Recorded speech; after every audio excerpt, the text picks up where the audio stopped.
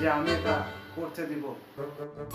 না অরণ্যবাবু, সবসময় পরিস্থিতি তো আমাদের হাতে থাকে না। আর ভবিষ্যৎ যে আমাদের জন্য কি ঠিক করে রেখেছে সেটা আমরা কেউই জানি না। আমি তো জানি তোমার উপর ভরসা করে আমি থাকতে পারবো না, তাই এই পরিস্থিতি কিভাবে কন্ট্রোলে আনতে হয় সেটা এই বিলাল ভালোভাবেই জানে। কেউ যদি তোমাকে জোর করে বিয়ে করতে চায় তাও তুমি করবে না। এই কথাটা তোমার ভালোর জন্যই বললাম, তুমি কোনো চিন্তা করো না।